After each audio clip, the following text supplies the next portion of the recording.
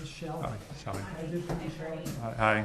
So I have a couple of questions, and so I'll make them quickly so we can get in on the Okay. time. The first thing that I wanted to ask you about was your question about justice concerning God and Christ's death on the cross. The thing that just I'm wondering from your perception is that Christ did become sin for us because it was he that knew no sin that became sin so that we may become the righteousness in God. But there was a choice that he made. God had him set aside as a substitution for our sin, but Jesus went to the cross willingly. So that whole idea of God putting his son to death, his son tread up that hill carrying that cross in his own strength. Can I interrupt you for there a little bit? Okay, so think about, did Jesus really have a choice? Jesus could have said no. Here he was born, here he was God, became man, and he could have said no. I believe he could have. Yes, I So, do. didn't God know what he was doing from the foundation of the world? Oh, I believe God did know what he was doing, and I also believe God from the foundation of the world in the Garden of Eden saw man as a perfect being in perfect communion with him. I know, but He had free will as well. So but to say that he came from heaven, born of the Virgin, and became a man and decided, oh, I'm not going to go through with this.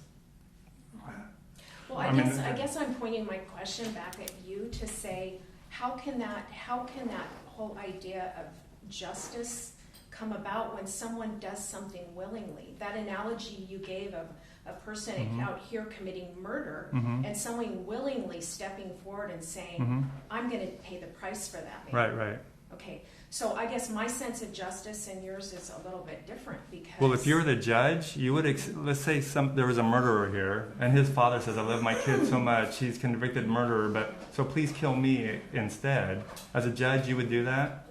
As a judge, I don't feel like I would have the ability to make that judgment. Just as Ben said, I feel like in the examples that we're talking about today concerning Christ and his substitution death for us, that God is a righteous judge. None of us can stand up and say that we are without unrighteousness. So that precludes us from being able to make those kinds of judgments.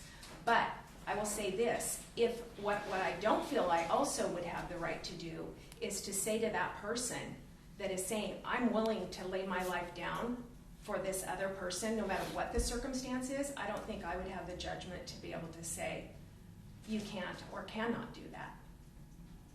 That's that person's own free will. But I thought you said as a judge you wouldn't accept that. That's what I'm saying. As a judge, I would not have the right to make that judgment. Well, but you do have the right. That's your responsibility to make a judgment, penalty.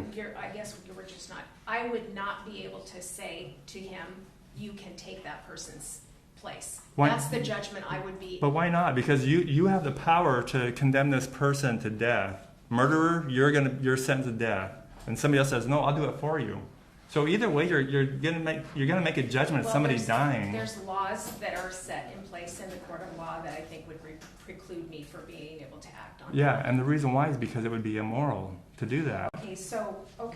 So I just actually just wanted to hear what your thoughts were on Christ willingly and how that comes into play from putting God off that seat of injustice. Yeah. Christ did willingly go. Right, and I don't think it makes any difference. Okay, and then my other question, very quickly, is when you guys were debating about this idea of oughtness and flourishing, what came to my mind is that, and I think this is what Ben was saying, is that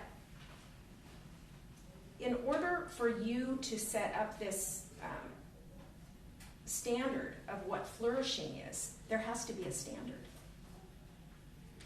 right? Well, okay. First off, we're out of time, so you can summarize. We'll just make this really brief. I'm not saying it's a standard. I'm saying more it's a definition. Morality is about flourishing. That's by definition. But if I say I'm going to flourish, I have to have a standard by means of what that would look like.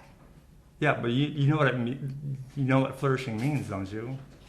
Flourishing, I know what it's just flourishing the means. word. It just means you're doing the best you can, and that's the goal.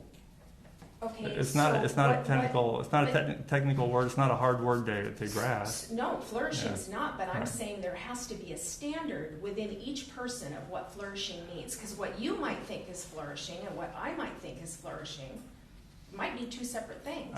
But that's a good discussion. And if we both agree that it's about flourishing, then we get together and we hash it out. What's But the where best do you- thing? Okay, so where does your standard for flourishing come from? It's not a standard. It's just a definition. We might have different ideas of what's flourishing in a situation, but that's just something we talk about. But at least we're on the same ground versus a Christian who might say, my morality is called divine command ethics, which means God says it and I do it. I don't think about it. I don't think about flourishing. I don't think about anything. I just, what's written. That's how I do it. I don't use my brain. See, that's just it. For a Christian, myself being one, Hmm. I think of all kinds of things in God's word that tells me what I ought to do. But there's times where I choose not to do that. And it's not because God doesn't have this set of standards for me that would equate to flourishing. It's because I have free will. I believe everything that God has in his word that is an ought would fit into your definition of flourishing. It's because he desires for us to flourish. But that's where I just get a little bit on where you come from, is that if I set my own standard of flourishing, how do I uphold that? Okay, well, we're out of time. We're at 6 minutes now, so maybe we'll have a chance to talk more afterwards. Be great. Okay, thanks. Or somebody else can follow up on your thoughts too. Okay, so Brendan wanted we're going back and forth between atheists and Christians. And